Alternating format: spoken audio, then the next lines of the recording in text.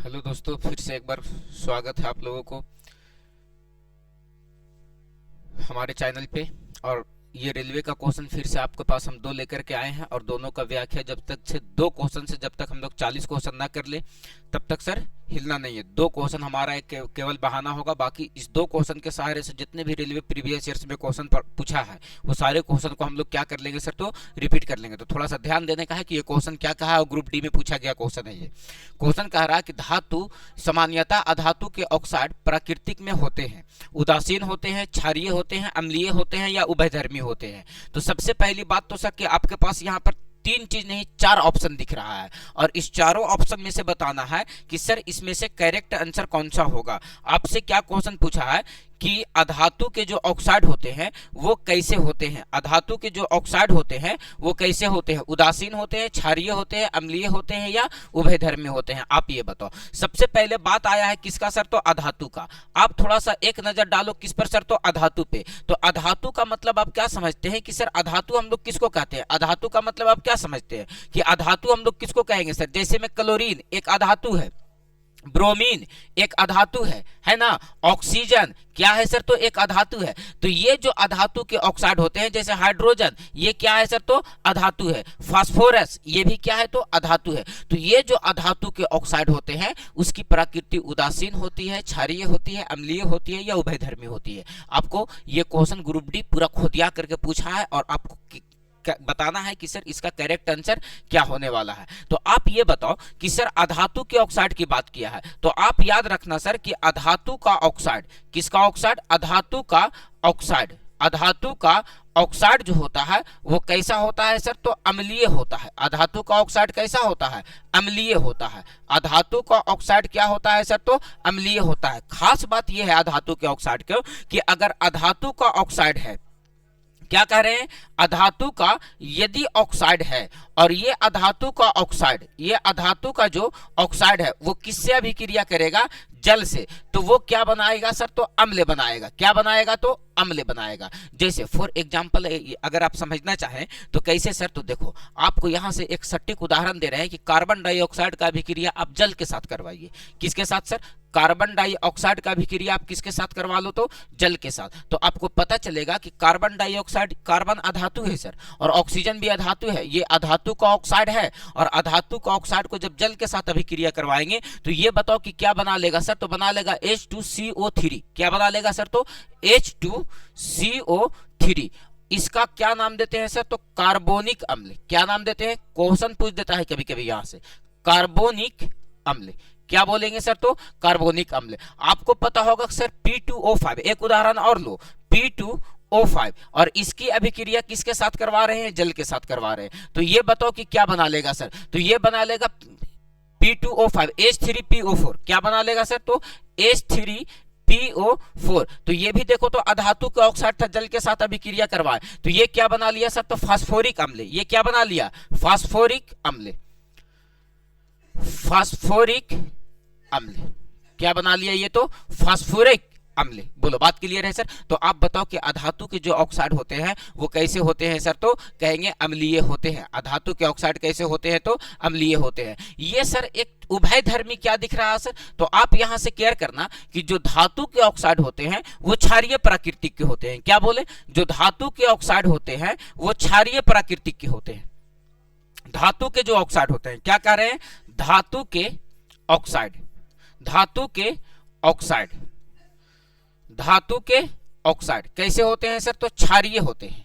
कैसे होते हैं सर, तो क्षारीय होते हैं। धातु के ऑक्साइड कैसे होते हैं, क्षारीय प्राकृतिक के होते हैं। और जो धातु का ऑक्साइड जब क्षारीय प्राकृतिक का होता है, जैसे में आप ले लो मैग्नीशियम को, तो ये मैग्नीशियम ऑक्साइड हो गया सर। यानी ये जो मैग्नीशियम ऑक्साइड है ये धातु का ऑक्साइड है, मैग्नीशियम ऑक्साइड, मैग्नीशियम ऑक्साइड। आप थोड़ा सा नजर डालो तो कैल्शियम, ये भी धातु का ऑक्साइड है सर। इसका हम नाम क्या देंगे सर, तो calcium oxide, calcium oxide, calcium oxide. और इसका दूसरा नाम भी है सर, एक नाम याद रखेंगे सर जिसका नाम है कली चूना। क्या नाम है सर? तो कली चूना। क्वेश्चन पूछ देता है यहाँ से कली चूना का सूत्र क्या होता है सर? तो कैल्शियम ऑक्साइड। तो देखेंगे सर कि कैल्शियम ऑक्साइड ये भी क्या है? धातु के ऑक्साइड है ना। आप देखोगे तो जिंक ऑक्साइड क्या है सर? तो जिंक ऑक्साइड ये भी क्या है सर? तो धातु के oxide, zinc oxide, zinc oxide ये भी क्या है सर? तो धातु के ऑक्साइड है। तो जो धातु के ऑक्साइड होते हैं वो किस प्रकृति के होते हैं? तो क्षारीय प्रकृति के होते हैं। लेकिन कुछ कुछ धातु के ऑक्साइड अम्लीय और क्षारीय दोनों प्रकृति के होते हैं। क्या कह रहे हैं? कुछ कुछ जो धातु के ऑक्साइड है वो अम्लीय भी होते हैं और क्षारीय भी होते हैं। उसी को हम लोग कहते हैं उभयधर्मी ऑक्साइड। क्या कहेंगे? उभयधर्मी ऑक्साइड, उभयधर्मी ऑक्साइड। किसको कहेंगे सर उभयधर्मी ऑक्साइड? जिस धातु के ऑक्साइड में अम्लीय तथा क्षारीय, अम्लीय तथा क्षारीय दोनों गुण प्रदर्शित करता है, दोनों गुण प्रदर्शित करता है।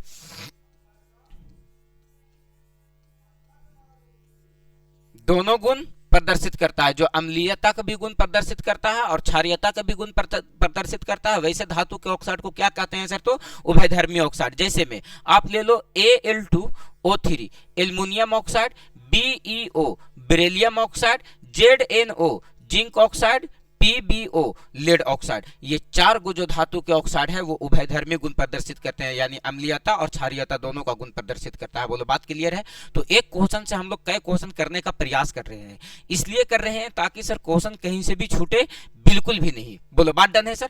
एक क्या था सर? तो एक ऑप्शन और आपका बनाया था सर, वो था सर तो क्या था? तो उदासीन। उदासीन बोले तो सर जिसका pH मान 7 होता है, pH मान क्या होगा इसका? तो 7 होगा। pH मान क्या होगा इसका? 7 होगा। उसी को हम लोग क्या कह रहे होते हैं सर? तो उदासीन। बोलो बात डन है? तो याद रखने का है सर कि अधातु के ऑक्साइड कैसे होते हैं? तो अम्लीय, जबकि धातु के ऑक्साइड कैसे होते हैं? तो क्षारीय प्रकृति के। लेकिन एक बात यहां से यह भी याद रखना है कि सभी अधातु के ऑक्साइड अम्लीय नहीं होते हैं, कुछ कुछ अधातु के ऑक्साइड उदासीन भी होते हैं। जैसे में कहने का मतलब है कि कुछ कुछ जो अधातु के ऑक्साइड है वो क्या होते हैं सर? तो उदासीन भी होते हैं, यानी कुछ अधातु के ऑक्साइड, कुछ अधातु के ऑक्साइड, अधातु के ऑक्साइड क्या होते हैं सर? तो उदासीन भी होते हैं। क्या होते हैं? उदासीन। आप कहोगे कि सर कैसे उदासीन होता है? तो आप देखो H2O ये भी अधातु के ऑक्साइड है जो उदासीन होता है। कार्बन मोनोऑक्साइड ये भी अधातु का ऑक्साइड है, उदासीन होता है। कार्बन डाइऑक्साइड ये भी धातु का ऑक्साइड, अधातु का ऑक्साइड है। क्या होता है सर? तो उदासीन होता है। NO ये भी अधातु का ऑक्साइड है। N2O ये भी अधातु का ऑक्साइड है। ये सभी अधातु के ऑक्साइड क्या होते हैं सर? तो उदासीन। लेकिन मुख्यतः जो ज्यादातर अधातु के ऑक्साइड होते हैं वो क्या होते हैं सर? तो अम्लीय होते हैं। बोलो बात डन है? क्लियर है? अगला क्वेश्चन, और ये रहा आपके सामने नेक्स्ट क्वेश्चन। कहता है गैलेना किसका अयस्क है? और ये जेई में पूछा गया क्वेश्चन है। क्या कहता है? गैलेना किसका अयस्क है? तो आपको पता होगा सर कि सीसा किसका अयस्क? सीसा का अयस्क, तांबा का अयस्क, एल्युमिनियम का अयस्क और आयरन का अयस्क, ये सभी का अयस्क आपको पता होना चाहिए। अयस्क से एक क्वेश्चन पूछता ही पूछता है सर। तो गैलेना किसका अयस्क है सर? तो सीसा का। गैलेना किसका अयस्क है? सीसा का। Galena, galena PbS, PbS। और ये कैसा अयस्क है सर? तो कहेंगे सल्फाइड अयस्क है। कैसा अयस्क है? सल्फाइड अयस्क है। गैलेना कैसा अयस्क है? तो सल्फाइड अयस्क है। क्वेश्चन यहां से भी पूछता है कि गैलेना कैसा अयस्क है? तो कहेंगे सल्फाइड अयस्क। सल्फाइड अयस्क में बहुत सारा अयस्क आता है सर। जैसे में कॉपर का अयस्क आप देखे होंगे, कॉपर का अयस्क, कॉपर का अयस्क CuF, कॉपर का अयस्क CuFeS2, CuFeS2 ये भी कैसा अयस्क है सर? तो सल्फाइड अयस्क है। आपको पता होगा कि पारा का अयस्क क्या होता है सर? पारा का अयस्क HgS सिनेबार, पारा का अयस्क HgS सिनेबार ये भी किस अयस्क के अंतर्गत आता है सर? तो सल्फाइड अयस्क के साथ। आपको जिंक का अयस्क पता होगा सर, जिंक का अयस्क ZnS जिसका नाम है सर जिंक ब्लेड। क्या नाम देते हैं?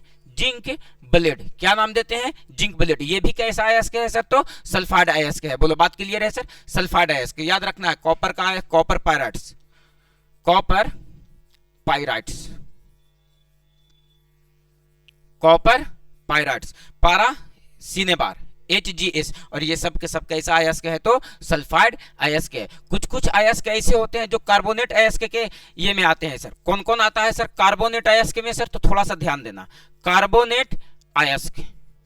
क्वेश्चन एकदम फरमा फरमा करके रेलवे पूछता है क्या सर, तो कार्बोनेट अयस्क। बताओ कार्बोनेट अयस्क में कौन कौन आ जाएगा सर, तो जैसे में चूना पत्थर, चूना पत्थर CaCO3, ये किसका अयस्क है सर, तो कैल्शियम का। ये किसका अयस्क है, तो कैल्शियम का अयस्क है। चूना पत्थर ये किसका अयस्क है सर, तो कैल्शियम का, ध्यान रखना है। ये किसका अयस्क है सर, तो कैल्शियम का। आपको पता होगा MgCO3 magnesite, MgCO3 magnesite, magnesite, magnesite MgCO3 ये किसका अयस्क है सर, तो कहेंगे मैग्नीशियम का।